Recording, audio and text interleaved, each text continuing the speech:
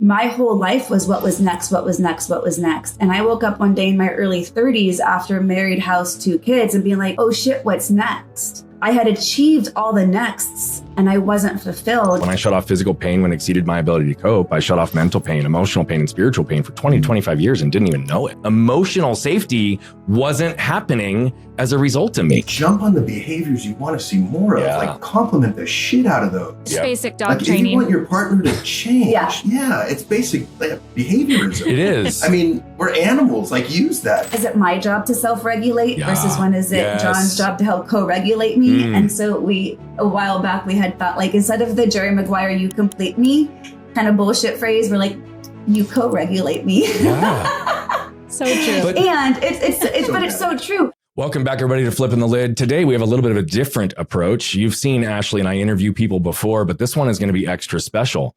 We love to be able to have conversations with badass humans who are doing really epic things in the world. And each of these 2 individuals stand on their own in that descriptor, but who they are together is even more powerful. The way they both have used their own stories, their own levels of education, and how they've been changing men's and women's lives for decades through their formal work and their coaching, as well as their podcasts and content that they create. We cannot wait to jump in to have a real, raw, honest discussion with John and Joree. How are you guys? Great. How are you? Happy to be here. Likewise. We thought we were interviewing you. I mean, go for it, dude. I'm all for it if you want to do that. Let's flip the lid on flipping the lid. Flip the lid on us. And here's the thing. It's going to be conversational and discussional. Like, I want to feature you guys, but I'm going to also give you guys permission. Throw it back at us. Brian, this will be the best coaching or therapy session you guys have ever had. Hey, you know what? I bring on really smart people onto my show because I also get to learn and selfishly get to shorten my curve. So, I gave a super high level intro based on who you guys are as both individuals, but as a couple. But I'd like to just ask the same question that I ask every guest. It's the only one I ask the same, which is, who are you in your words? And in this case, I'd like you to both answer individually. And then I'd like you to also give a combined answer on who do you believe you 2 are together as a force in the world? Wow. Okay. So you're not going for the bio here. I'm not asking what you do. Yeah. I'm asking who you are. So let's see. I am a values-driven person that always has wanted to serve the world. I realized that the value of serving others is probably the greatest path to happiness that I know of. And so that's what I've done. And I've sought to do it by teaching, by counseling, by helping men evolve out of the man box. And then, beyond that, I like to have a sense of humor. I like some playfulness. I like to be able to feel all the emotions. Yeah, that's beautiful. Joree, how about you? I am someone who's been trying to understand who I am for the past 46 years and understand the context in which I got here to be really intentional and authentic in how I live my life. And it took me a long time to understand that I am not my patterns. I am not my transgenerational trauma. I am not my family of origin. I am not my past. And I strive to, authenticity is one of my highest values. And that shows up in my relationships, in the quality of my work, in the integrity in which I work with my clients, in our partnership, and being a mom. I love hard. And I have a really difficult time when there's lack of reciprocity in relationships. And so I'm learning boundaries and understanding when there's that lack of reciprocity. My values driven is okay to take care of myself. And that's been a journey.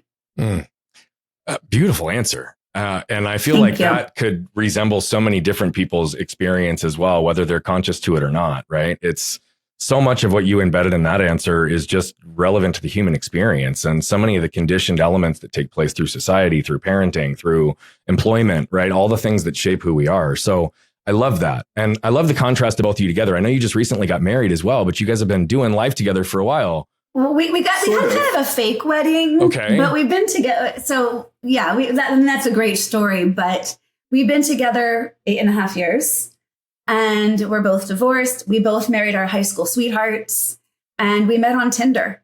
And it's actually an amazing story of, I wasn't going to be online dating anymore. I downloaded Tinder. His profile was the one that was facing me. It was a match. We were texting within an hour. that night, I went to bed reading a psychology magazine. I'm a marriage family therapist, read an article on couples therapy, one of which I'm trained in, one of which I'm not and wasn't familiar with. We had set up lunch for the very next day. I walk into the restaurant. He's reading the book from the article that I read the night before that I didn't know much about. That was the start to our relationship. We're both like, this is going to be good. I was just showing off. Yeah. He wasn't actually reading. He was maybe just posturing. I don't know how to read. After he decided he was going to get together with you, he probably found a way to stalk you that night and figured out what to read and make sure to show up with that real time. That's great. It's perfect. You guys do a lot of work with other couples, and obviously you both have come from different divorces, different backgrounds. You found a way to commingle your lives and everything about it, but also to be able to combine your areas of expertise to be able to help so many others. John, I've spent so much time with you over these last few years on your podcast, on doing some different things, and then really just through our friendship where we feel such deep alignment. And I know that you've held space for me, and I know that I've held space for you. And it's just a really beautiful relationship because it resembles what I think masculinity can be. What I find so often in a lot of relationships that really create major divides is often what you talk about, this man box culture, and how I think that masculinity and the role of men in relationships and in homes is very, very skewed based on what it could be, what I believe in. This is one of the few times I'll use the word should because it's shame-based, but that it should be, right? And that I think that men as a general whole can and need to do better, myself included. And I had lots of learning experiences, but you have a podcast called The Evolved Caveman. And what I love about that is that you're highlighting truly that it's time for us to evolve, right? We have really outpaced what our nervous systems were hardwired to condition us to believe and what that operational thing looked like. But could you give a little bit of insight? Because you've got a massive, unbelievable background, PhD from Berkeley. You were a consultant for Inside Out, the movie. You've been named as one of the best coaches and people and thought leaders in healthcare, right? I know the work and the impact you're having. What are the biggest dynamics you're seeing that are contributing to the trapping of masculinity today? Wow, there was a lot in that. So let me back up a step and just say, first of all, thank you for your friendship. It's amazing. Since doing the podcast, I have met so many high quality men. And let me see if I can do this without choking up. So my son died about 10 months ago, and you and I had a conversation shortly after that. And I thought it was just going to be a conversation. And I couldn't do just a conversation. And you were so amazing at holding space for me and supporting me. And it's funny because it's those experiences that bond us together. Right? Just in general, but in you and I in particular. Like, I feel like I can call you at any time and have any sort of conversation with you, and it would be fine. Like, it would go smashingly well. So I just want to say thank you for that. I fully receive that. Thank you, my friend. I'm happy I was able to be there for you and that you allowed me to be. Yeah, it was huge. Yeah. And role modeling your evolved masculinity. Go ahead and cry. Yeah. Well, I've done a lot of that. I know. I'm teasing and not. Yeah. As far as the man box, I mean, the man box, I started out in anger management some 30 years ago, wanted to do positive psychology, got tired of anger management after 10 years, and then started getting into like more businessmen and executives. And working with them, I realized that the biggest source of their pain, in my opinion, was at home with their spouse and often with teenage kids. And they knew exactly what was expected of them in the workplace. They were respected, they were admired, they were listened to, and then they'd come home and that all fell apart. They didn't know what they were doing. They weren't socialized to be emotional or communicative or supportive. And so I started teaching them relational skills. That evolved into this more recent work in masculinity and the man box culture. And the man box culture is how we're socialized about what it means to be a quote unquote real man. And it starts at about the age of 4 or 5, as soon as we get groups of boys, and we police ourselves as boys or men. And there's a bunch of rules that hold truth for most countries in the world. And they're things like, be tough, don't back down, compete, you're only as good as your last achievement, be stoic, in other words, don't feel, be self-reliant, in other words, be an island. And there's some other things in there too, dominate women. And there's some good and there's some bad in there. And I think any of these things, I mean, we can throw dominate women out, but any of these things have some good to them. But you got to look at them on a spectrum. And anything at a 10 or a 1 on these spectrums is destructive and unhealthy. But the biggest one to me, the one that I wrestle with the most and have wrestled with personally, is be stoic, don't feel.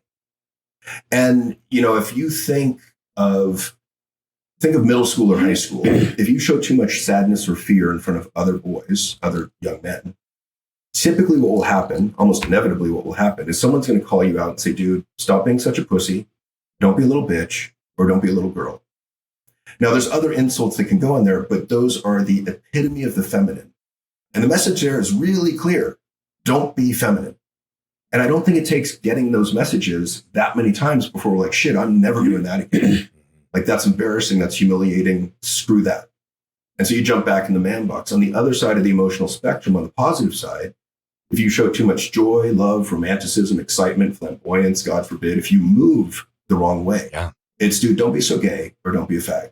I apologize to the listeners for the slurs. They're not mine. I just feel we need to talk about them. They're contextual based on what's in society. You're not using them. You're giving examples of what's being said out there.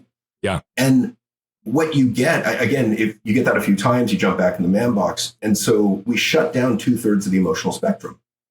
And I would say that what we're allowed to express openly without fear of embarrassment, there's 3 things. There's lust, because lust signals I'm straight, I'm heterosexual. There's stress, because if I tell you, Brian, I'm so stressed, it says I'm busy or important or I matter. And the third one, the big one, is anger. And, irritation, frustration, annoyance, all the way up to rage. But most of our emotions get funneled through that anger lens. And then we get into a relationship and, women are initiating divorces 75% of the time in the US. And the biggest concern we hear is, I can't connect with my man. Well, duh. It hasn't been socialized that way. That makes complete sense. We haven't been socialized in the direction of being relational, emotional, supportive, sympathetic, empathetic, none of that. In fact, we've been humiliated and mocked for dipping our toe in that water. Yeah. And so there's big parts of our humanity that are cleaved off of us through this socialization process. And this process is so close to us. It's like the air we breathe. We're not even aware that it's there, I would argue. And it's fascinating to me because you really see it play out in this this political climate where, it seems to be these 2 opposing sides of masculinity, where you've got the MAGA Republicans kind of throwing forth this hyper masculine, dominate women. Women shouldn't be allowed to do what they want or need to with their own bodies, and so on and so forth. And the Democrats are saying, well, here's Walz, and he's kind of this more evolved or advanced, in my opinion, evolved set of masculine ideals. So it's interesting to watch this play out in real time in society. It is. And I just want to make one comment on that, because I typically don't go down the path of calling out anything specific on politics or anything specific as a result of that, other than the dynamics that you just outlined, right? Like the clear facts of what can take place. But it's really interesting. I was on a call last night. In fact, it was somebody that I was a guest on their podcast, and they said, yeah, somebody right now who's running for president is really standing in a position of utilizing the victim card and using the victim card and not stepping into ownership, and really ultimately like playing that victim mentality in every capacity.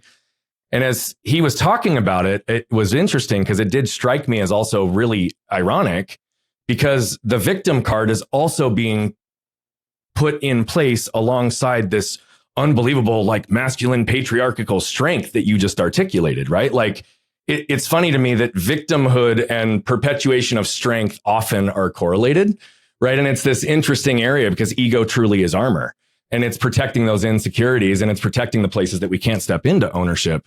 And it's a really common dynamic, that attacking from the victim position. You see it a lot with certain personality types. And so it's just interesting to see it play out on a big scale, right? Because that's, I think, what I'm witnessing right now is this stark contrast in society, just even in the differences in what we view the male role to look like. Ashley, I could feel you were about to talk. So go. I was just going to say, it's funny. Where are you guys located in the country? We're in the Bay Area, Northern California. Okay. So obviously we're in Phoenix, and I'm from Southern California. I grew up there, and much different climate, socially, politically. I felt like I couldn't get any more different when I first moved to Phoenix. But with that said, what's funny and something I've noticed is that I can see what you just described just driving around town and looking at people's bumper stickers.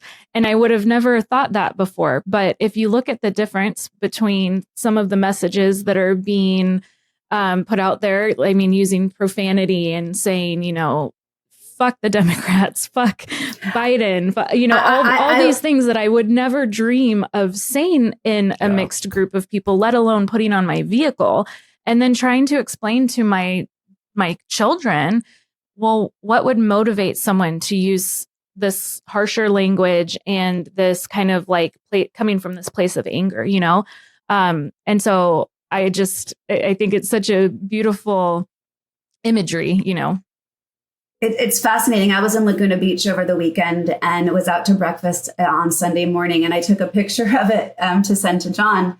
This guy was wearing a t-shirt and it was a Trump shirt, but it said, fuck your feelings.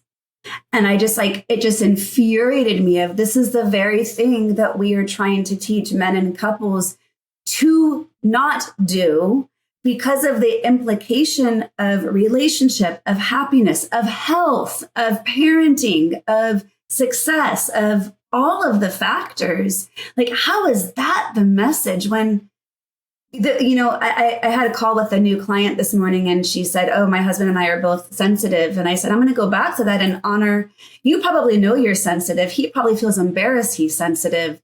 And yet I'm going to say that's a strength to your relationship. He doesn't see it as a strength yet.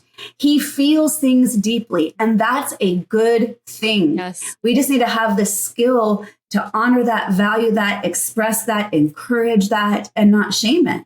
Yeah. And Brian, to go back to your point earlier, you were saying I try not to go political. And I agree. I've done that for many years to try and stay above the political fray until I felt I just couldn't anymore. The stakes are too high. And by staying silent on the sidelines is emboldening the people that are trying to take over women's bodies and do other things that I just don't agree with. So what I want to be clear on is I just typically don't call out specific people and I don't make it political. I speak on the humanitarian issues that I believe very strongly in. And I will tell you, and I've said it and I've perpetuated it and I've said it to men who completely disagree with me.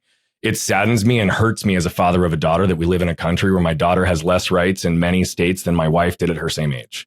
Like the fact that we're regressing in that is a big issue for me. And I speak publicly about the patriarchal structure and the fear and the anger that is being used to perpetuate control and divisiveness to maintain status. Right. And it takes away from the human issues. So just to be clear, like I speak very boldly about my stance on it. Where I was talking about it is that like I try to not make these topics either religious or political. Because what I find is that if we can talk about them from a humanitarian standpoint without either one of those like layers or lenses, those just in and of themselves skew people's perceptions so dramatically because then it comes from a place of identity because it's attacking their belief system versus civil discourse. And that's what I am trying to do is to elevate the conversation beyond arguing or trying to just point fingers, right? Absolutely. And, it infuriates me because one of the recent studies that we came across was how vulnerability breeds connection.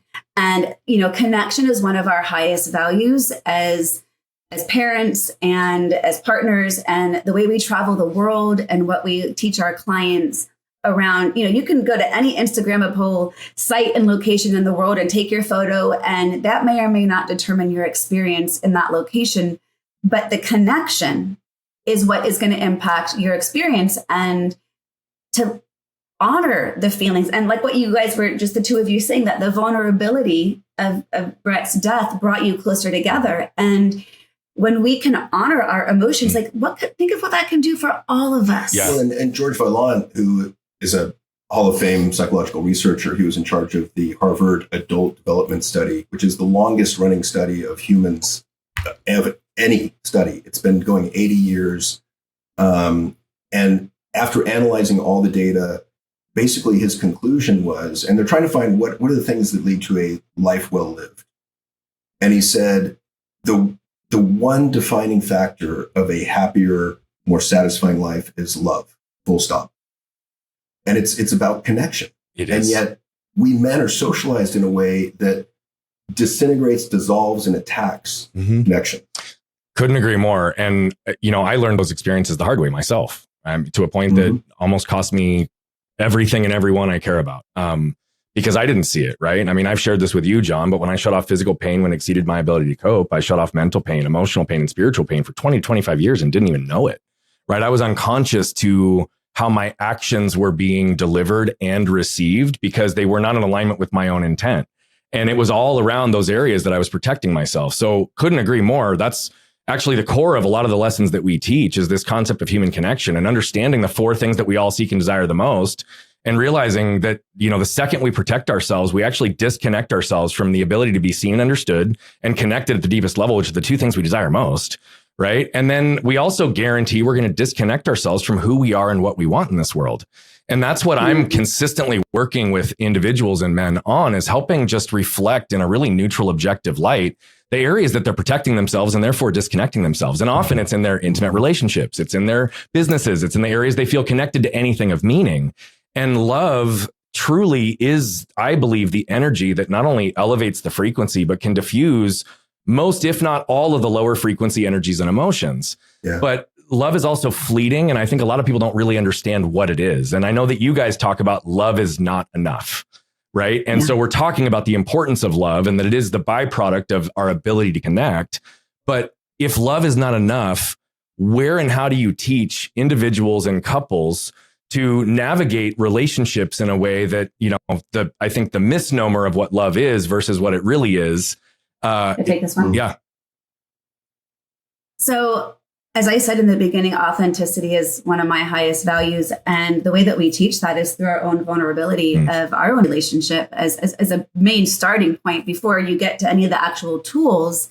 It's role modeling our own humanness. Yeah, which is awful and embarrassing. And yet it's what connects us deeply to our clients and what makes them feel seen, as you said, seen, heard, and validated. That's what we all want.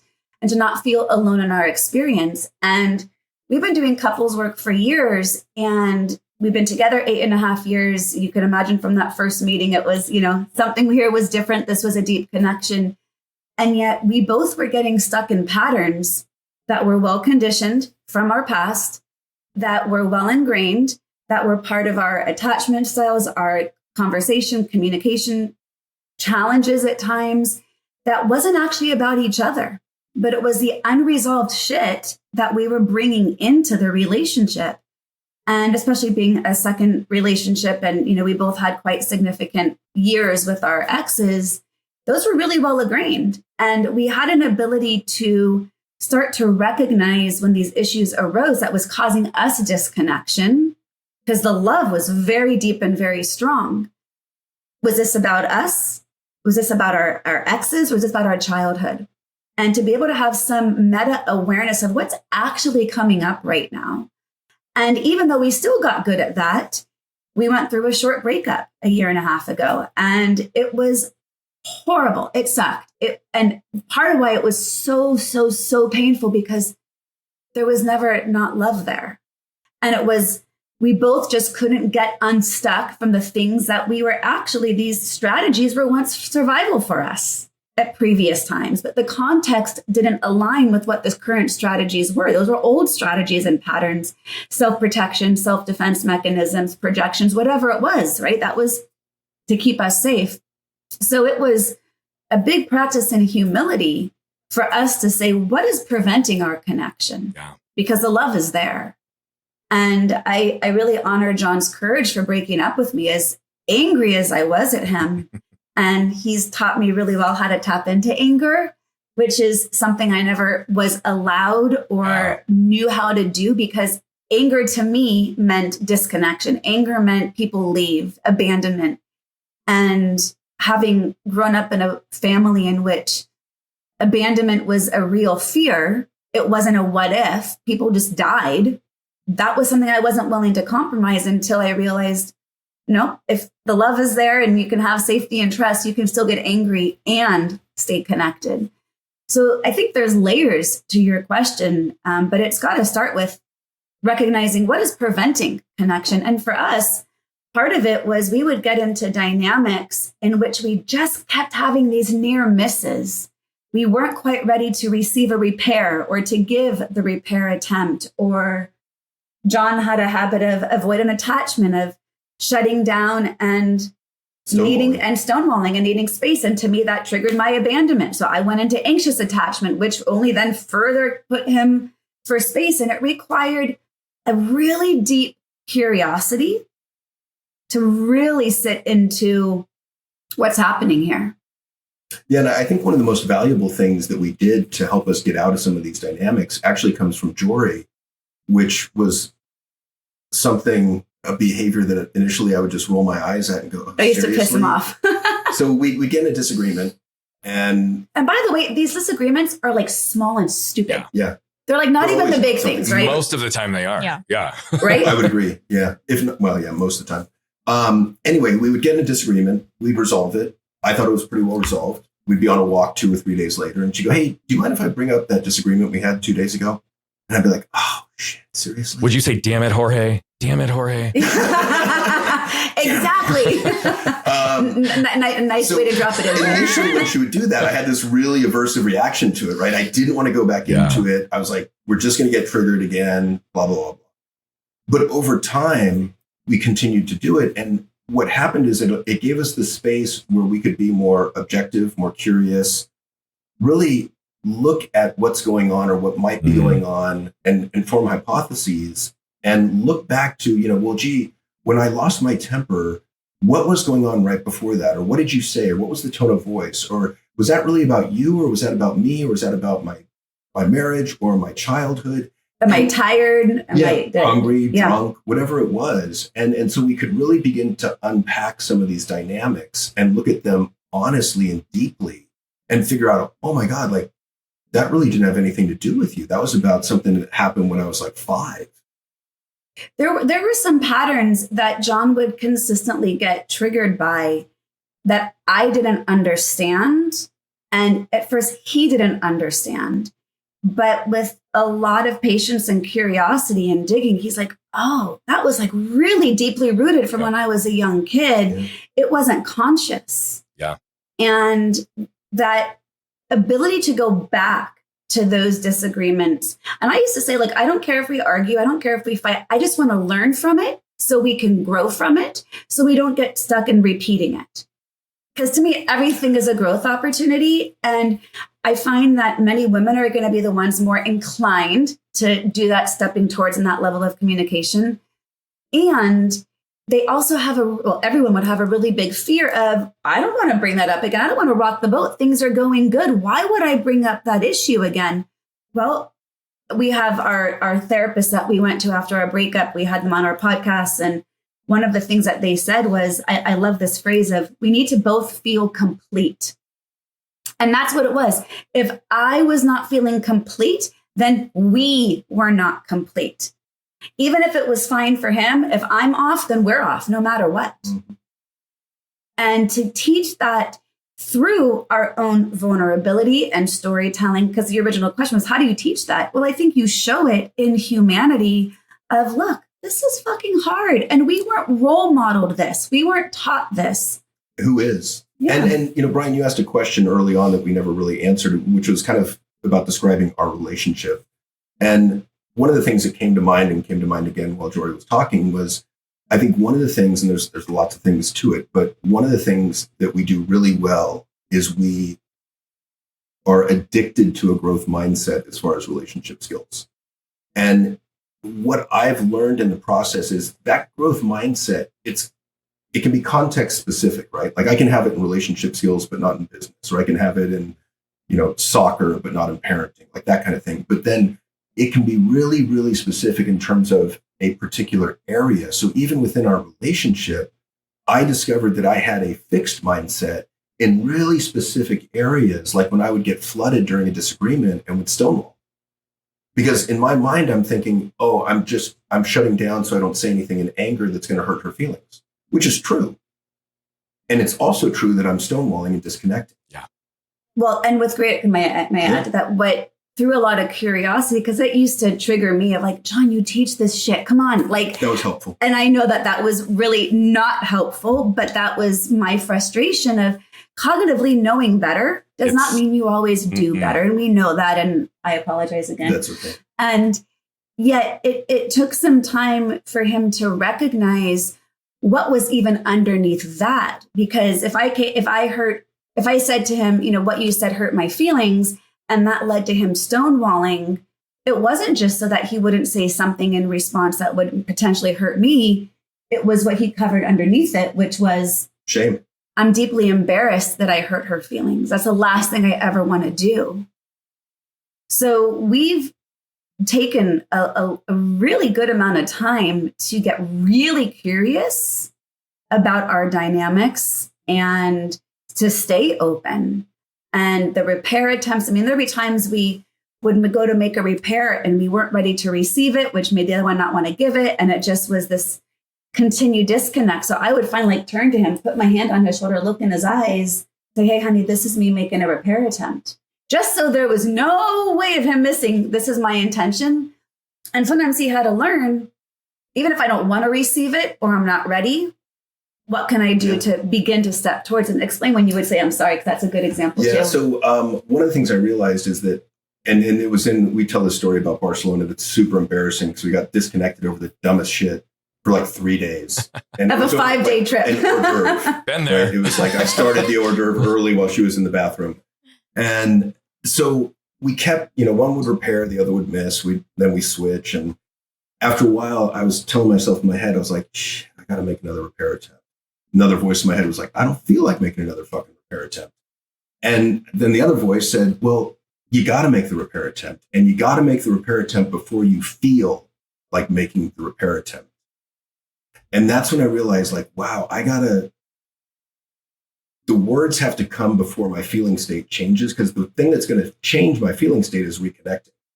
So then what we found out is I would make a shitty apology. There's no other way to I can't butter this up. It was like, honey, I'm sorry. It was like robotic, monotone, like no sincerity, no authenticity. But this was my first half step. You wanted me to say, I'm sorry. Repair. I said it. What else do you want from me? Yeah.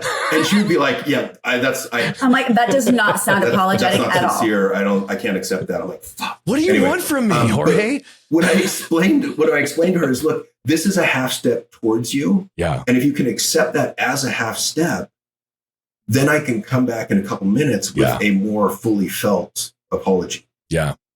And that was a big awareness. Absolutely. Going back a few moments we were kind of talking about patriarchy and hypermasculinity.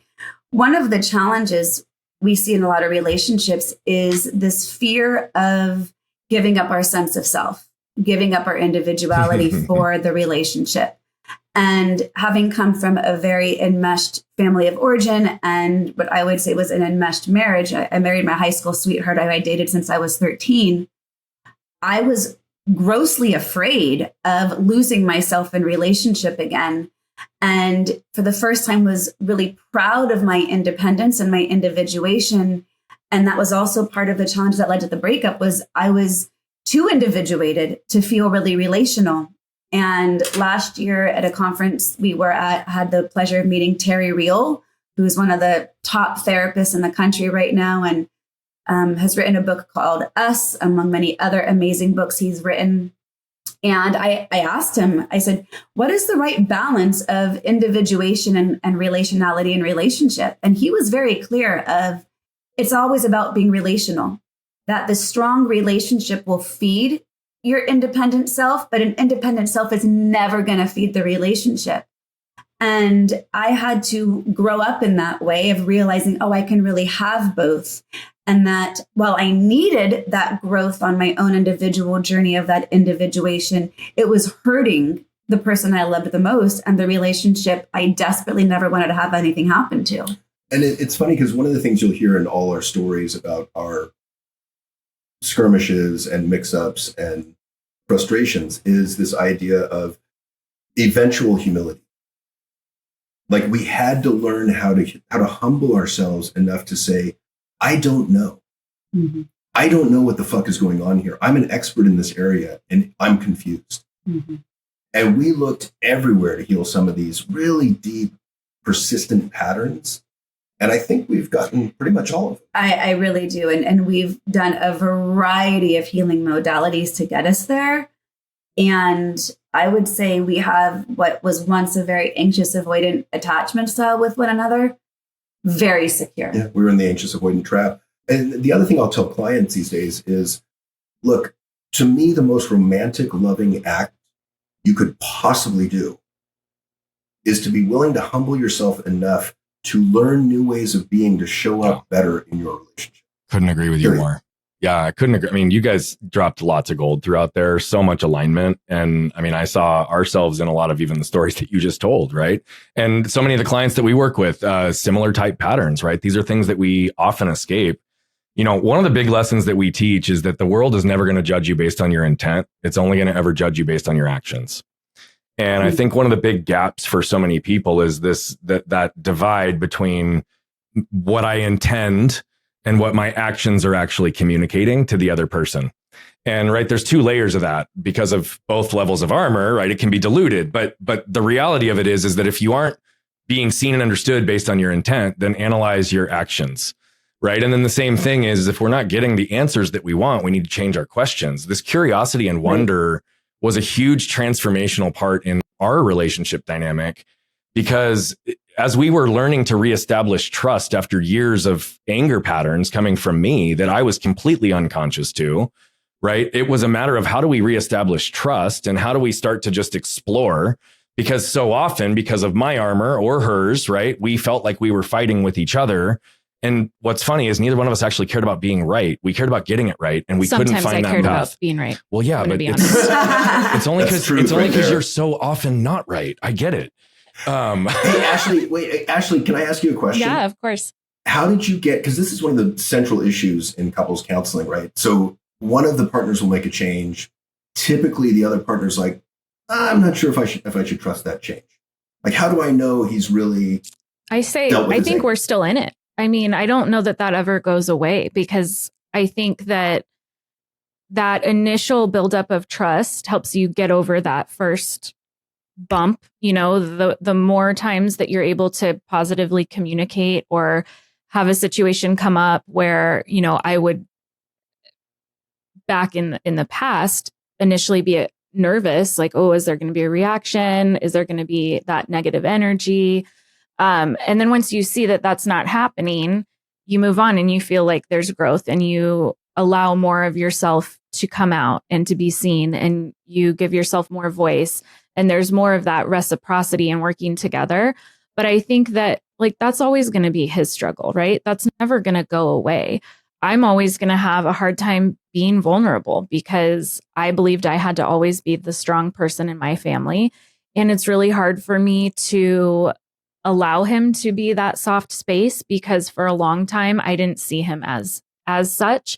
And so there's times where my initial reaction is to just pull within. And that's something that I am getting a lot better about identifying and then being able to verbalize to Brian, hey, this is how I'm feeling. This is my reaction and what I just am naturally wanting to do to protect myself. And, he then is able to say, how can I help? What can I do?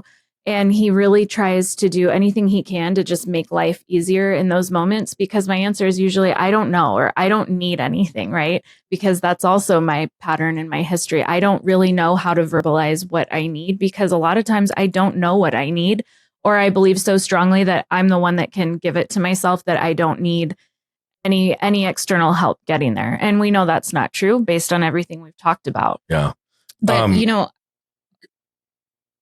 well, thank you. She always says she's really bad at being vulnerable, but if you watch any of our solo episodes, she's real and raw in every capacity. And so sometimes it takes her longer to find her words and to see where she stands on things than maybe myself. And I think that contrast has also been a dynamic that I've tried to pay attention to, is that I process things typically very quickly in every category, but I allow the space. And sometimes she needs more time and more removal to actually be able to get her thoughts together. But I wanted to bring you back with a little bit more clarity to John's question, because I think for those that don't know this about our story, we've been together for going on 18 years. We like to say we hid from each other unconsciously for 14. And she's only felt emotionally safe with me for about 3 years. And when we were in this transition in really unpacking our anger, which is almost exactly 3 years and 6 months ago to the date, like we're getting right in that window. That first 6 months was extremely challenging to establish the trusts to the point that we are not in a constant state of survival and in a constant state of trigger. And I do think that there was some evolution that needed to take place here first before you decided that it was also a mutual path. Could you give just some insight to like that 6 months? Because that part, and for context so that you guys know, we 3 days after we unpacked the anger, went to speak for the first time we'd ever spoken together to a marriage retreat about marriage. And all we did was lead with, look, we're as imperfect as every perfect couple's ever going to position themselves to be. And we just unpacked this 3 days ago. We might be divorced in 30 days. We might repair. Like we just owned the truth. But like that 6 months was challenging. Yeah. I mean, I think I had already gotten to the point where I was ready to walk away. And so obviously anytime you're at that point, reeling it back in is going to take some time, right? Well, and I think it's helpful to get to that point sometimes. Yeah. You needed to. Yeah, it's freeing, but it also allows you to speak some truths that may not have been spoken otherwise. Yes. Exactly. And sometimes we have to get to that point before the fear of change lessens enough to where it's like the fear of staying stagnant and staying in that same place becomes greater than the fear of the unknown. And that's finally where I got to when it was just like I couldn't even keep it in. It was going to come out regardless. And I was kind of at the point where even if the result is the dissolution of our marriage, then we'll figure it out because I can't stay silent any longer. And meanwhile, Brian's like, wait, what? You know, I'm sure it was a lot to process in one conversation, but so my point in saying that's the point I had gotten to is that for me, it was like the only thing left was to see and wait. Right. So I kind of put everything in his court and was like, okay, well, how is he his response will kind of be the deciding factor for me. And when he didn't automatically say, you're full of shit and, you know, nothing you're saying is valid, when that was not the response, that little glimmer, sliver of hope and light that I still had, because obviously the love was still there, as you guys have said, that was enough in that moment to crack that door and hold it open like a little doorstop. And then that crack just kept getting wider and wider until, I mean, I feel like both of us, our doors are wide open to each other now. And now it's just figuring out how do we put checks and balances in place to keep us from getting to that point again and doing the same, you know, exploration. And it's going to take time. I don't know that there's ever going to be a final destination because I know I'm not the same person I was in our marriage 5 years ago, and I'm going to continue to evolve and change.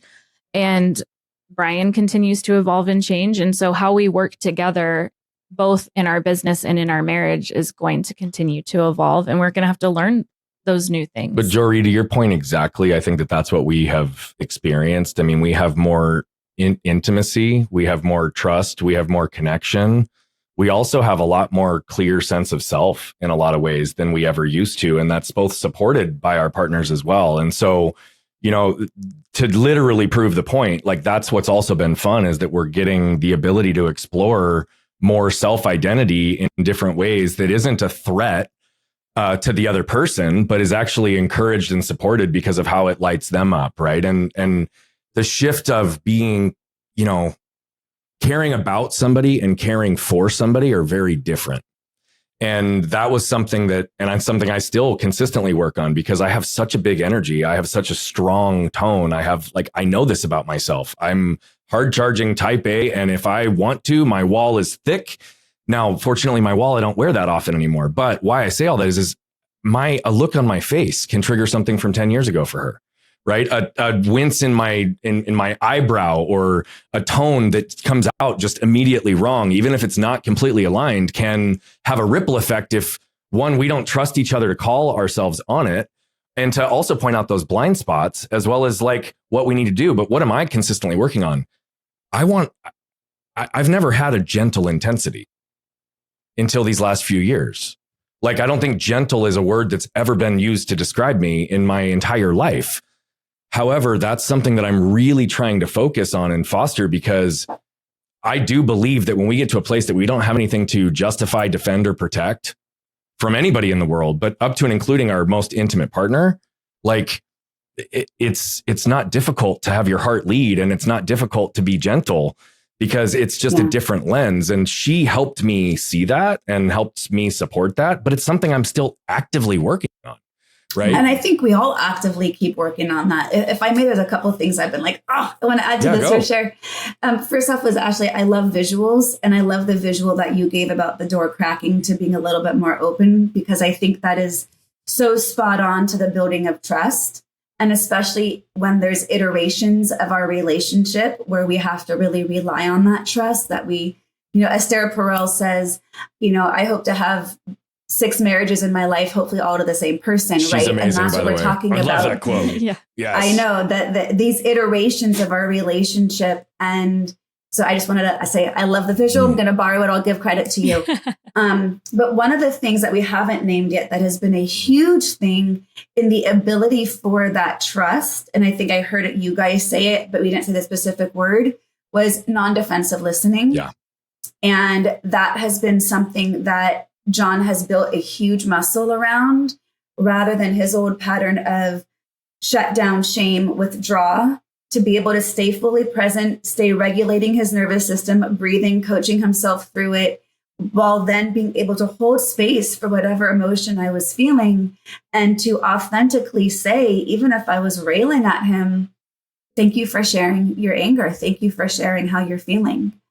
And just that, like, he doesn't need to respond. He doesn't need to defend. And if he needed to, great, do that at another time. But in that moment, his muscle that got so strong that wasn't there in the beginning, because like you said, we want to defend anything, defend our intentions, not our actions. I love that differentiation. So that non-defensive listening without the justification of any of it, and just hold space. And one of the things that our favorite questions that we'll ask each other is, how can I best support you right now? And to your point, Ashley, too, like sometimes there's something the other person can do, but the question in and of itself is supportive. I often like the 3 H's. Do you need a hug?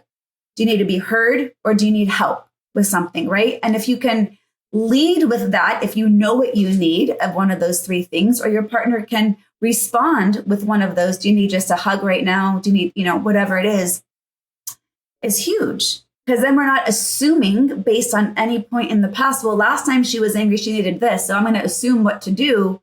Well, that's not going to stay present.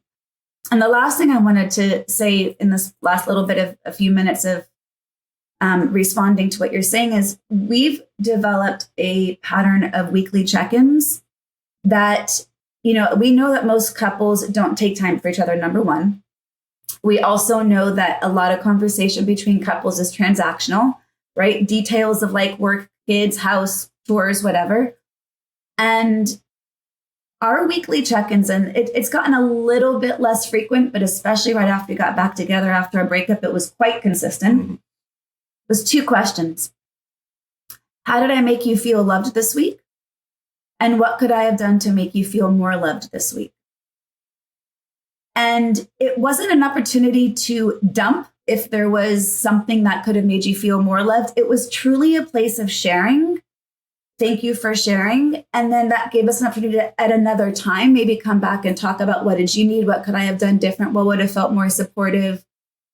But the questions in and of itself is in fact so loving and connecting that you are creating conscious space to just do a barometer of, I think I'm being a good partner this week, but is that how you are feeling? Is that what you interpreted? Did I miss the mark somewhere? And asking the question, what could I have done different that was based on your needs, not my assumption or your needs or my ego? That's connection. Yeah. That's intimacy. That's vulnerability. I'm getting like chills through my spine and body just at those 2 questions. And I feel like so compelled in this moment to just look at my partner and ask them. So how did I make you feel loved this week? I'm just laughing at the way you said that. Every time you massage my back, I feel loved. But even on top of that, like the little kisses and like the little kisses here and there, or just intentional moments to pause and get a hug. Even if it's you who's asking for the hug, it makes me feel loved. What could I have done better or different? I have to think about that one for a second. So I nailed it. Yeah. Yes. Per usual. Brian, if I may, I think it's a different question of how could I have made you feel more loved versus what could I have done different? Because one's implying that you did a problem, and it may be what her needs were based on different of what you did wrong. Yeah. Yeah. Right. Because I think it kind of speaks to our love languages, right? And how sometimes we often give what we most want, but not what they need. 100%. And so, I fully received that. I caught myself when I said the word better, because that wasn't what I was intending. It's not about good or bad. It's a self-judgment. Yeah. Well, and again, it wasn't intended that way. So that's why I tried to say different, but I get exactly what you're saying. And I received that. And it's the shift in the nuance of language that makes all the difference. Because you could have done something different, and that still may not have made her feel more loved. So, I agree with that. I think that's really giving the opportunity, when we give this question, and in the beginning, to be fair, after our breakup, there were still a handful of things I could have felt more loved if you would have done X, Y, or Z. Yeah. And now there's very few because we're constantly looking for where can we shore up the missing pieces of our disconnect. Yeah. And again, we're never going to be perfect at it, and nor should we. But if you communicate about it, you find them and refine through them consistently, and it's layers of evolution. Leveling up. Yeah. And one of the things that has helped with our shortcomings is a skill that was really hard for me to learn. And John texted me last night, because we don't actually live together yet. It's coming very soon because our kids just graduated high school.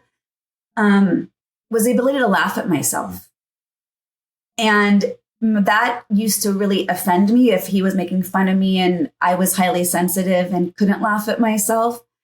And last night, I just was getting a kick out of my own self. I don't think anyone at the dinner table thought I was that funny, but I was just laughing my ass off. And he got home last night and texted, "I loved seeing you laugh at yourself." But that ability for that level of self-deprecating sense of self allowed us to have more latitude in expressing some of our challenges. Well, and, Brian, you mentioned earlier, just a minute ago, that it's kind of these nuances of language, right? And I think that's absolutely entirely correct, that a lot of this is learning how to communicate better, more gently, more clearly, more concisely. And one of the things that Joree's kind of led the way on in our relationship, speaking to what, just happened last night, is this idea of appreciating small things often, of gratitude, and this idea of, man, jump on the behaviors you want to see more of. Like, compliment the shit out of those. It's basic dog If training. you want your partner to change, it's basic behaviorism. It is. I mean, we're animals. Like, use that. But we do a lot of that where we compliment. We'll try and play games of, like hiding it. John said to me the other day, "Joree, I try to do chores around the house that I think you're not going to notice." And I'm like, first of all, I'm highly aware. He goes and fills the dog food jar and I see it's from halfway to full. I'm going to notice that shit immediately and tell him immediately. Yeah. So he can't hide good chores past me, but I love the intention. He's trying to. I laugh because what's interesting is a lot of the patterns that you describe are reversed in our household. Joree, you and I are a lot more alike, I think, in the directness, what we notice, the awareness. Ashley and John sound like you retreat, right? And there's different areas that, and it's really beautiful just to kind of witness these dynamics that exist. But I do want to double down on even the challenge that you gave to me in the language. And one of the things that I often work with men, and I'll say men in particular on, and it was something that I had to utilize when we were working through the anger, was just asking myself in the moment, are my actions and behaviors causing Ashley and my kids to feel safe? Right. And then the second question behind that, which often needs to take place, which is, are my actions and behaviors communicating love in the way that Ashley and my kids want to receive it? Right. And so asking those questions just real time. And then lastly, whether it's relational or not, again, this can be brought down to anybody in any moment. It's, are my actions and behaviors in this moment taking me closer towards who I am and want to be, or further away from it? Right. And so in those same questions, again, it's starting to analyze the actions, but again, objectively and non-judgmentally, more in terms of what are they communicating to the other people in our world, And where are they creating interference and resistance for us? That's one of the ways I'll go at when doing anger management with men is, to what extent are you aware that your actions, your volume, your tone of voice, your words are making your loved ones feel extremely unsafe? And most of the time they don't know. Do you realize the highly detrimental impact that has on their psychological development? I will tell you that it was devastating. And I've been there too, Brian. Like, I know. I've been there. We've talked about it. But it was devastating for me when I actually was, again, 3.5 years ago, when I actually was able to listen and hear and really understand her perspective and then really put that through the lens of my kids. Like it was devastating, the idea that anything I would have ever done would have made my wife and kids feel anything other than safe. Like that was so far out of my view and belief of what was happening that when I finally accepted it, it was a really tough pill to swallow, because I've prided myself on how I keep them safe and protect them, but emotional safety wasn't happening as a result of me. And so like that was what I had to wrestle with, but that's it. Yeah. One of the focuses of my work is mindfulness practice and teaching the self-awareness, and there's the internal awareness of what's going on inside of us. And we talk a lot about this external awareness of how are we aware of our impact on others. But one of the things I like to use with my clients is as neutral language as possible, and to be able to help them increase greater awareness of where is their nervous system at. Yeah. And, it's all about nervous system regulation. I love you guys. And you're going to love us for this. We used to joke at times, when is it my job to self-regulate versus when is it John's job to help co-regulate me? And so a while back, we had thought, like, instead of the Jerry Maguire, you complete me kind of bullshit phrase, we're like, you co-regulate me. Yeah. So true. And it's so true. But what I was going to say is another thing that John got really great skill around was, I think, recognizing his nervous system when it was not fully balanced, and then communicating that to me so that I didn't over personalize his mood or whatever it was at. And that's huge, right? And that's the 2 steps of the internal self-awareness and then the language and skills to communicate it. Well, I see it as a huge gift, right? To be able to tell your loved ones, hey, I realize I'm in whatever the mood is. I'm grouchy, I'm irritable, I'm in a shitty mood, I'm snarky, I'm tired. To have some awareness of that and to say, hey, I'm in a grouchy mood today, honey, and it has nothing to do with you. Tell them when you fell in love with me. But because we over-personalize other people's emotions and moods, right? And so it helps you to not take it personally. But the stories Joree is referring to is we had only been going out a few months, right? 3 months. 3 months. And I was in kind of just an irritable mood. I was kind of out of it a little bit, and I was tired. And I was over at her house, and at the end of the night, I was getting ready to leave, and I was at the door, and I said, hey, you know what? I'm sorry. Like, I'm just in kind of a grouchy mood tonight.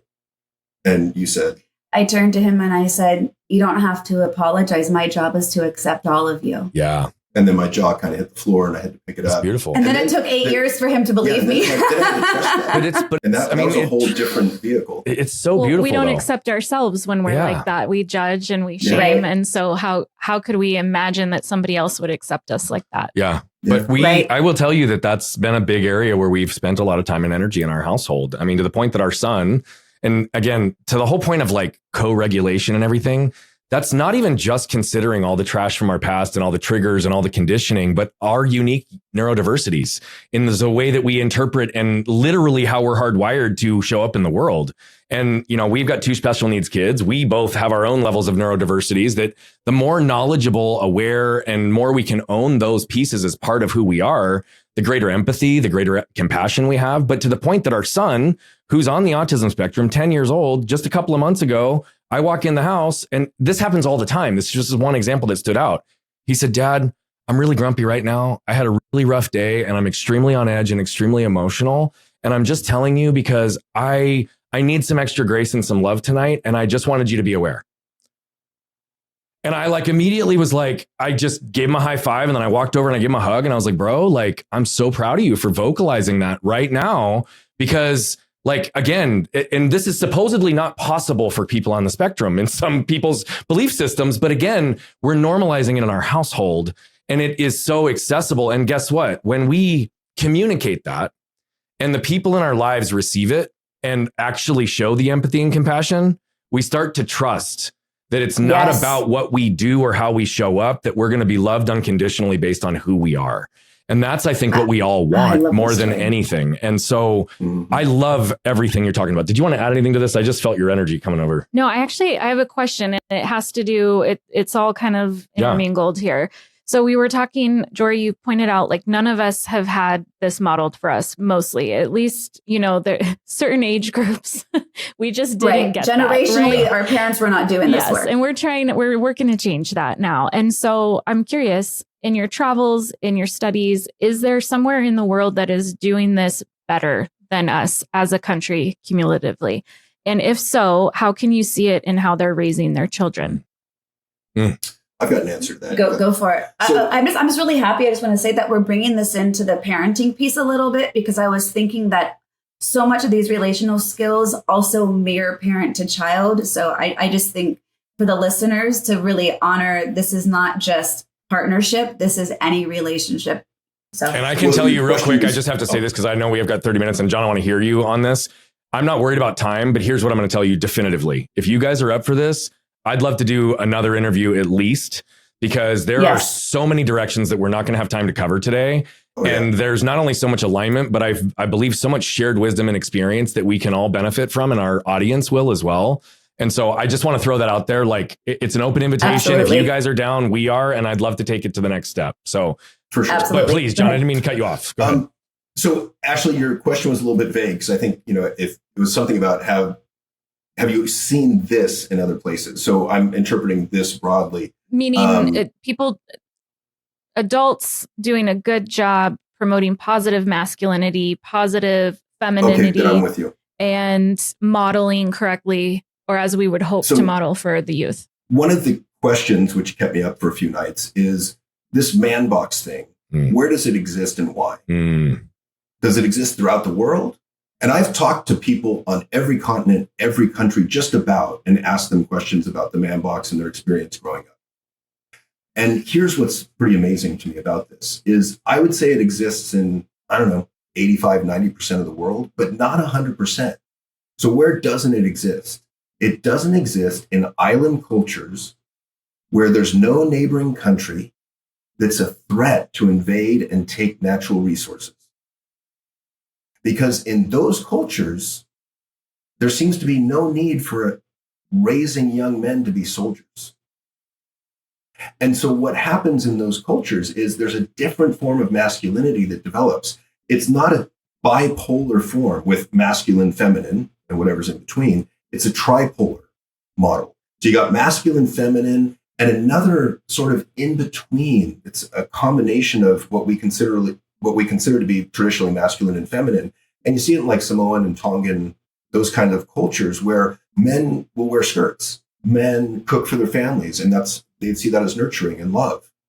And there's less of a need to be this hyper masculine, stereotypically traditional masculine type of person, which means they're also freer to be more loving, caring, kind, gentle, and nurturing with their children. Yeah. That's beautiful. I'd never thought about it through the lens of not needing to raise kids to be soldiers. That's a really clear distinction, because again, it's so often these areas that we need to compete and battle that also create the disconnection. And protect. Right. And protect. And one thing I want to say, can I add a little bit to that? I want to add an answer to Ashley's question, if you don't mind. Please. Yeah. So my youngest daughter is 18, and during the college application process that happened last fall, there's a ton of prompts from all the essays they have to write in applications. And it's a fascinating way for kids to self-reflect, right? It's probably one of the first opportunities they have to really self-reflect on their life and understand who am I, what do I want, how did I get here, where am I going, what's important to me. Well, my daughters and I are very close. I have one who's almost 21, one who's 18. And my youngest one has some friends who have had some really difficult relationships with their parents. And it was coming out for these college essays of what they were writing about, of which their parents were not allowed to read. I was editing her friends' papers because their mother couldn't read it. And my daughter said to me, "Mom, what did you do to raise me in a way that I never had to rebel?" So I think that's somewhat part of your question, Ashley, right? Is where are we seeing this? And I think it's too broad, aside from John's answer, to say culturally. I think it's going to really be specific in family practices, values, habits, awareness, growth, mind. But I've always raised my daughters to be exactly who they are, not in some version of who I wanted them to be, thought they were, or wish they could be. And I think that's at the root of a lot of this, when we raise someone in support of their authenticity rather than in having someone, and even with a partner, right? But we're looking at kids of, you don't have to meet any mold that I had for you. It's how can I best support who and what you are, even when that might be hard for me, and not to over personalize. So that's just the other answer I wanted to give on your question. Love it. Yeah, I mean, I think it's beautiful and it's all real. Again, it's not surprising, another area that we deeply align, and an area that we're committed and focused to try to do that. Now, here's the other thing that we know is, as intentional as we are with our kids and as amazing as they are and are going to be, we're still going to fuck them up somehow, and we just don't know yet. Right. And so, but here's what I also hope, that we will have done it in a way that they'll at least feel comfortable talking to us about it. And we can help create that repair and close those loops for them, right? In the moments that they may not even realize they need it, right? Because that's often what is also happening, is in those unconscious ways. I think that's an important part, coming back and making the repair, and having the humility as a parent to say, you know what, I screwed up. I'm sorry. I lost my temper. Yeah. Boy, we do that I'd like a lot to share in a our quick house. story. Yeah. Please. I'd like to share a quick story. You said in the beginning, we just got married, and it was actually a fake wedding. And, to make it very quick, I had the idea to take our kids, my 2 daughters and John's daughter, to Vegas to go see the Beatles Cirque du Soleil show Love before it closed. And I realized it was closing about a week and a half before it closed. And we only had a couple of days in which we could go. So long story short, we had 3 days to pull this together. And my daughter was in Wisconsin. John's daughter at the time was stuck in Montreal on her way home from a 2-week trip to Europe. They all had lives and jobs that I didn't really care about, because being together, the 5 of us, to me was more important. We make plans for this show. My oldest daughter then put together this whole thing of, well, as long as we're in Vegas, you guys have to get married. And we thought about it momentarily and was like, okay, well, we want to live together and we're not living together yet. And that was kind of one of our biggest challenges of why we didn't actually do it legally.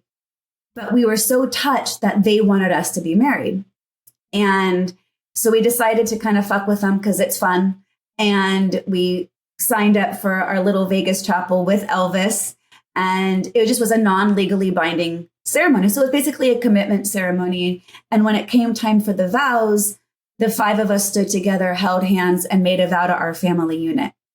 It was actually incredible and touching and hilarious and fun and moving. And the photos are insane. Like the amount of joy from all 5 of us is off the charts. Okay, we have ridiculous. to talk to our editing team to get some photos from you guys for the trailer. I want to see these photos. My point of this is that night after our fake wedding, we went out and celebrated.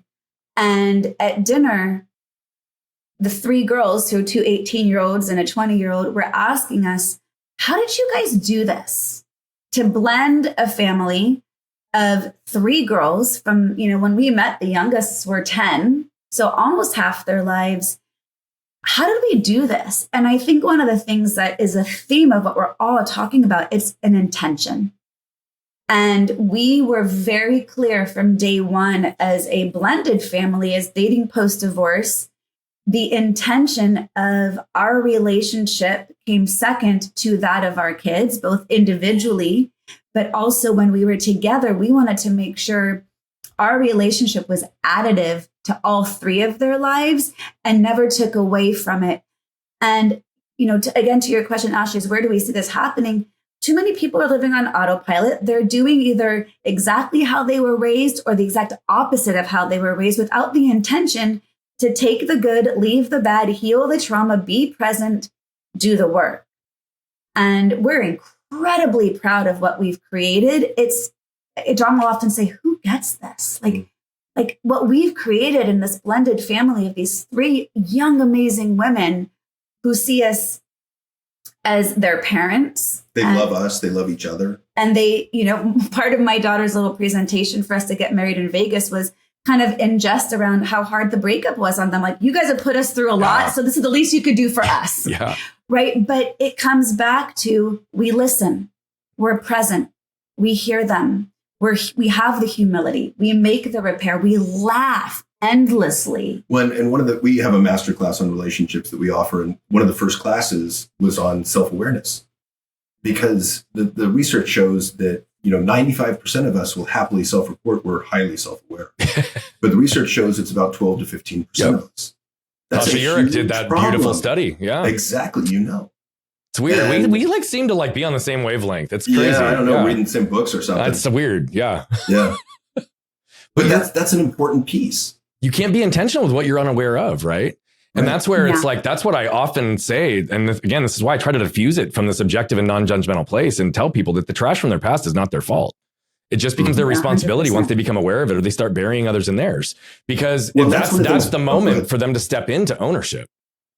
Yeah. And that's one of the things I love about the man box idea, right? Is I'll tell men, look, you were socialized this way, but it's not your fault. Yeah, it's not. You didn't ask to be socialized like this. It is, in my opinion, your responsibility to evolve beyond it, but it's not your fault. Yeah, bingo. By the way, I love that you told that story about where you went and when. And here's the other part. I was texting with you that same week, John, because we were scheduled to do the recording for this that exact same week. And when you said, we're going to Vegas before Beatles Love shuts down, I was like, don't even say another word. Go. Did not know that the wedding was, the fake wedding was going to be on board, but all of the beauty and the intentionality, even in that trip. Right. I mean, again, it was a brief little text interaction that we had, but I could just feel the love and the intention heading into it, and look at the outcome on the other side. It's awesome. I know when we really get married one day, it'll be great. I don't know if the five of us top that, though. It was pretty special. Pretty epic. Well, it's interesting, though, because you guys are both on, second marriages, or right. I think it's the second. I don't want to make assumptions, but you were both married before. Right. And so the other side of it is that she and I have talked about this. Even the expectation of getting married and having kids is something that neither one of us even thought about as an option, right? It was so conditioned that this is just the next thing to do. And so, our kids have asked us openly, hey, did you guys want kids? And I tell them honestly today, I'm like, I thought I always did. And now that I have them, I would not change it at all. But I also never really viewed it as an option. Right. It wasn't something that I actually believed I had the choice on. It was just what was expected of us to do next. And so you guys being on second, go ahead. No, I was just saying that's part of my story. Was my whole life was what was next, what was next, what was next. And I woke up one day in my early 30s after married, house, 2 kids, and being like, oh shit, what's next? I had achieved all the nexts and I wasn't fulfilled. And I thought the next thing was supposed to be the thing to say, I've arrived, I'm here now. And it spiraled me into, I call it my 1/3 life crisis, because I was, 32 years old. It wasn't definitely not midlife, but it was a thing to help me to get off of that autopilot and to say, what are my conscious choices? Because I remember making them, but were they conscious? Totally. And that's, I think, what's interesting is that where we're at now, at least this is how I feel. And she said something similar. If she and I don't make it at some point, which I don't see a path that's a reality, but again, anything can change. I'm not sure that I would get remarried again. And she said the same thing. Right. And so it's just this interesting shift of perspective. So that's one thing I would ask you guys to reflect on and maybe communicate about, because I know it's a dynamic in relationships. Many people are on multiple marriages, right? Many people not only have the conditioned patterns from their upbringing, but their first love, their second love, their first marriage, and they carry a lot of that forward. You both have spoken about that. How did you guys go in intentionally, recognizing what you were already aware of at the time, based on what you learned in your prior relationships, this dynamic of utilizing that in open conversation and communication with each other, and then being able to explore the areas that you were unaware of? And how is that different in a second marriage versus potentially a first? Can I take that one first? Sure. There's a lot in that question. I'll take what I think I heard. So correct me if there's other areas you'd like me to respond with. My first response is, I actually didn't want to get married again. What was I don't think you did either. I had no plans to. Yeah. And when we got engaged, we had said, we don't need to get married. This engagement's really about commitment. And it wasn't until after our breakup and getting back together that we both were like, no, I really want to marry you. And there was a much deeper safety. And I think the emotional safety, like you said, actually that door was all the way open. That gave me the security to not just love this man, but really want to get married. Because I don't need the institution of marriage, but I love the commitment of marriage. What was the other part of your question? Well, I took your question another way, actually, because I was looking at what did I bring into this relationship? Oh, yeah. And kind of, I'll go ahead. Given what happened in my past relationship, in my marriage. And I think one of the things that I became aware of, I don't think I was aware of it for a bit, was I had a trust issue, and a trust issue specifically with women, and more specifically with her. And it had nothing to do with her. It wasn't about her. She had been trustworthy as long as I've known her. But because of how I'd been hurt in a past relationship, maybe to some extent how I was raised, I thought women would hurt me. Was that conscious? And I actually think that was... No, it became conscious, I don't know, several years into this relationship. Got it. But I actually think that was part of him breaking up with me, was almost testing my trustworthiness to him. Because even though he hurt me, I was always there because he was everything I ever wanted. I wasn't going anywhere. And tell me what work I need to do, I'll do it. And I have, and then some, right? And you did as well. I think once you go through a divorce, you realize divorce is always an option. And I think that's something you can't unknow in a second or third or whatever time around. And we recognize we consciously choose each other every single day. We'll say that. I love you today. I choose you today. Yeah.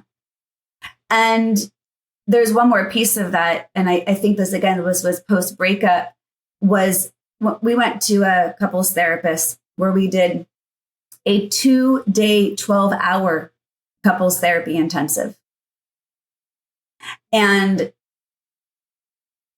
it was, and especially for someone who gets emotionally flooded and easily would get into a pattern. Why are you pointing at me? Who would get shut down. Joree, we're no different. Like it's. Yeah. And when he was the one who found the therapist and booked the 2-day session, that in of itself was the only commitment I needed to see from him. The willingness to sit in the lion's den with me for 2 days. And we ended up going with that couples therapist, Charlie and Linda Bloom. They've written many books. We did it, the intensive in their home in Santa Cruz, and it was powerful and effective and beautiful and hard. But we ended up in the fall going to Africa with them. We were we blur boundaries a lot with our therapists. Yeah, that's okay. great. We do too, by the way, because they're also humans, by the way. Yes, and they're awesome humans. Like I want to be friends with half my clients, right? Totally. So we went to Africa and we did an 18-day safari on a group that Charlie and Linda led. And we were the youngest people by far, because clearly people don't go to Africa till their mid-70s, because that's when they can generally afford it and have time away from their kids. Well, we left our kids home and I was the youngest by 30 plus years, and maybe 30 years. Anyhow, point of this is there was a couple on our trip whose second marriage for them. And we were asking them, what is the success of your second marriage? And they said, we made it in our vows to always be willing to be willing. And I loved that. Yeah. It's what John was saying about the repair attempts. I'm not ready for it yet, and I'm still going to do it. It's the willingness to be vulnerable, to stay connected when you just want to shut down and withdraw, to say the humility of, I'm sorry. Wow, that really hurt you. I'm so ashamed of how much I hurt you. Can you forgive me? Whatever the willingness is. So, I think with that recognition of, it's easy, right? You do with the next thing, you fall in love, you get married, you have kids, but there's not a lot of consciousness in it. So I think for us, we bring a lot of intention and consciousness into our relationship. Well, and your story reminds me of, there's a great concept from Terry Real called relational heroism. And it's when you guys get into a disconnection, a disagreement, and every cell in your body wants you to run away, turn away, get the hell out of there. That's when the relational heroism comes into play, where you know that's where you're at and you still turn towards your partner. Yeah. It brings so much clarity to something that we've said for a lot of years. And it even supports the point that you guys said earlier that love isn't enough. Like love is a feeling, but it's also a choice.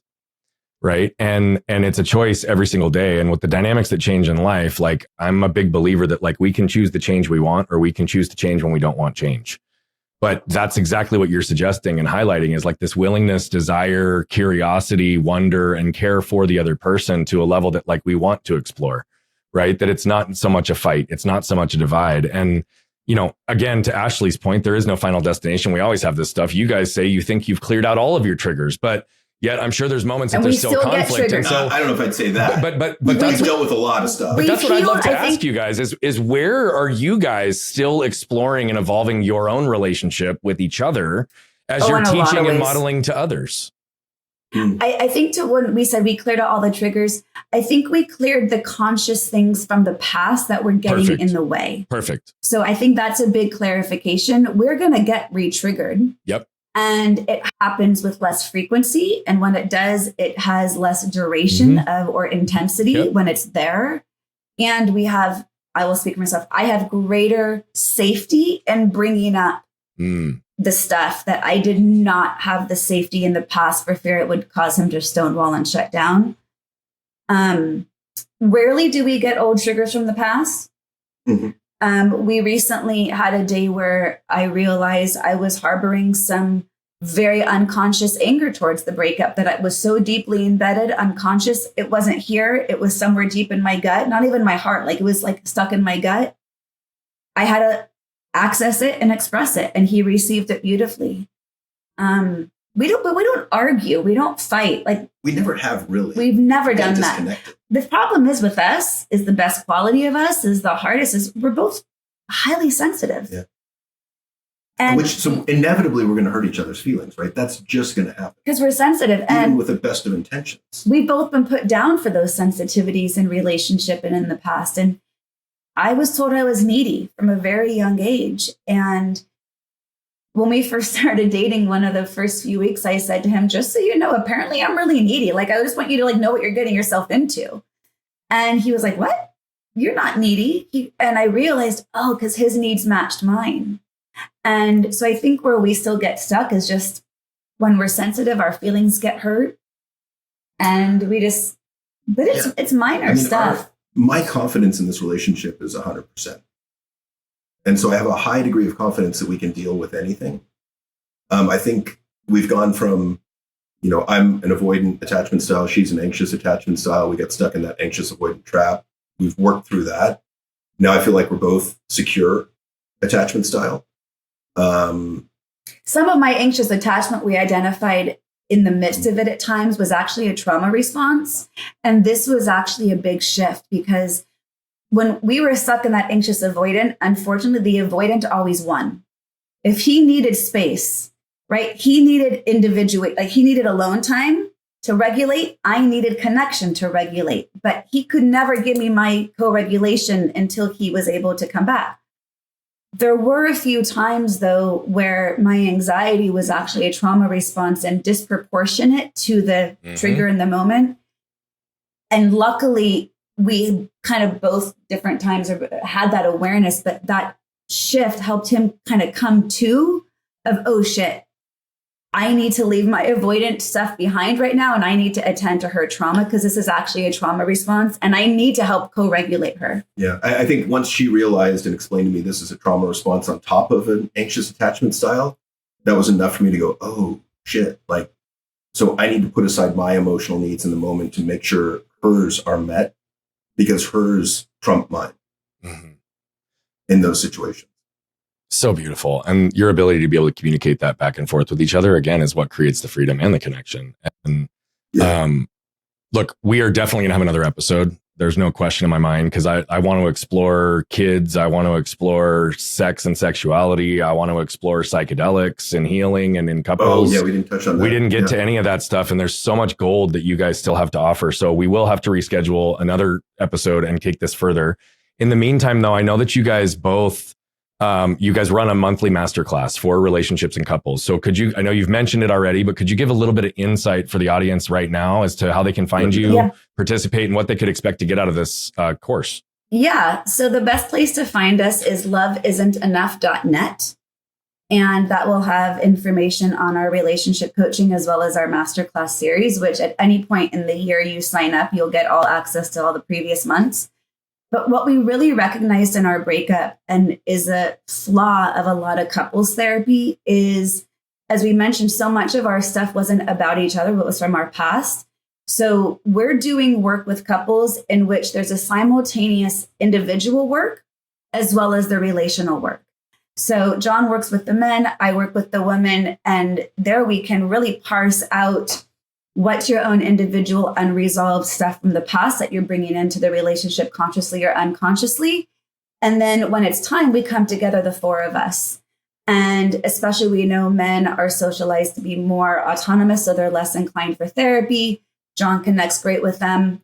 So that way, no matter what, once we're all together, everyone's got someone in their corner. Everyone feels supported and seen in that space, which can be very daunting, especially with a female therapist.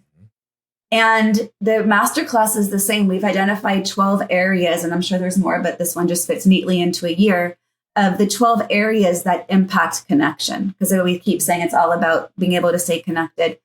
And everything is through that self lens as well as the relational. So we've got topics of self-awareness, mindfulness, anger, sex, compassion, values, communication.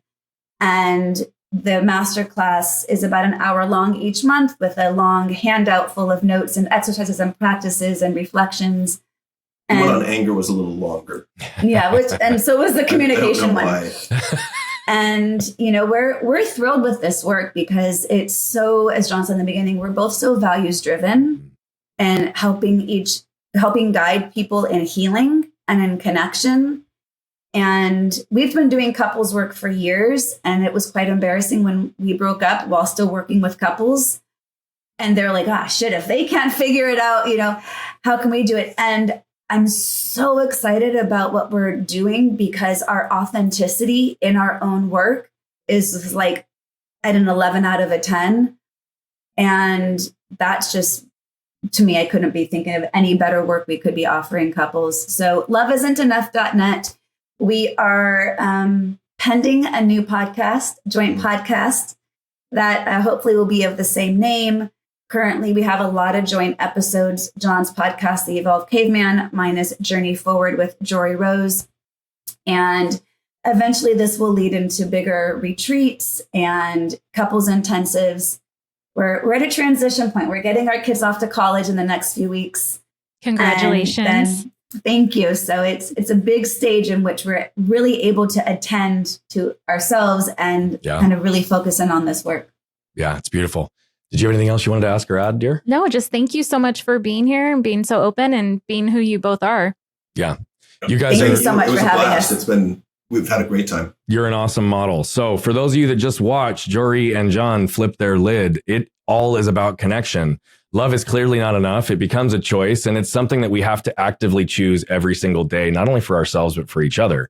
The things that keep us disconnected are not that far away from us. If we just find the words to normalize and communicate, that's what's going to lead to established trust and the foundation to lead towards everything else that we want behind it. And so they are a great example and a great model. We will be taking it further. But again, the same things are possible for you in your relationships, in your life. It's just going to require you to have to seek and desire and have the courage to stand in your truth and flip your lid and scan your can. We'll see you next time. What you can probably tell by now is that I love telling these stories, but what I love even more is the impact that's coming from them. You see, we're on a mission to impact over 1 billion lives as quickly as possible, but to do that, we need you. See, we believe that moved people move people. And so all I'm asking is if you've resonated, connected with any of the messaging, please consider commenting, sharing, leave a rating and review. Thank you so much for tuning into Flipping the Lid. And if you want more information on the show, how to become a guest, how to recommend a guest, or any of the other details, head over to flippingthelid.com. We'll see you there.